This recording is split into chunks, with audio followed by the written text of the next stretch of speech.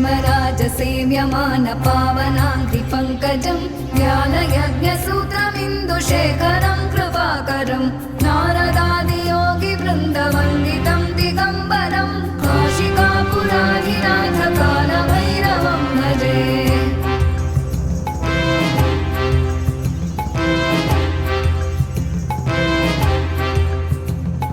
भानुकोटिभास्वरं भवाब्धितारकं परं नीलकण्ठमीप्सितार्थदायकं त्रिलोचनं कालकालमम्बुजाक्षमक्षशूलमक्षरं काशिकापुराधिनाथकालभैरवं भजे।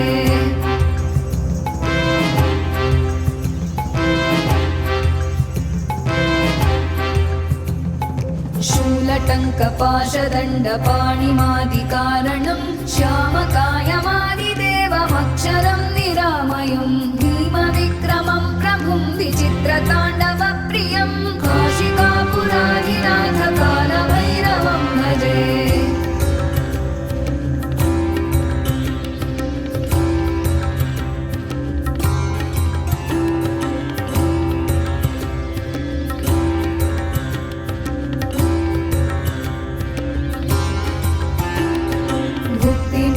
दायकं प्रशस्तचारुविग्रहं भक्तवत्सलं स्थितं समस्तलोकविग्रहं विनिक्मणं मनोज्ञहेम किङ्किणीलसत्कटिं काशिकापुराधिनाथकालभैरवं भजे।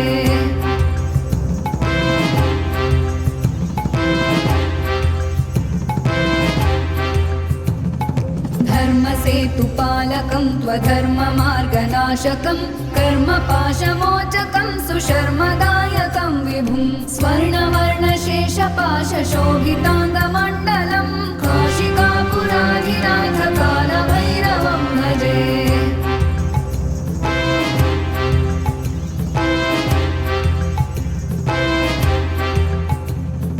रत्नपादुका प्रभाभिरामपादयुग्मकं नित्यमद्वितीयमिष्टदैवतं निरञ्जनं मृत्युदर्पनाशनं करालदंष्ट्रमोक्षणं काशिकापुराधिनाथकालभैरवं भजे।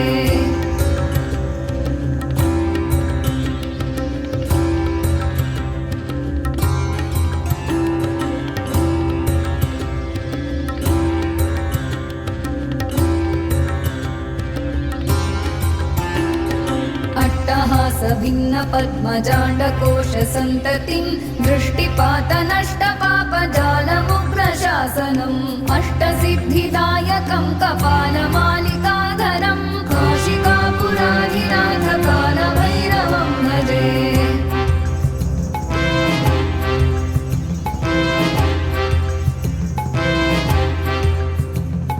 भूतसङ्घनायकं विशालकीर्तिदायकं काशीवासलोकपुण्यपापशोधकं विभुं नीतिमार्गकोविदं पुरातनं जगत्पतिं काशिकापुराधिनाथकालभैरवं भजे।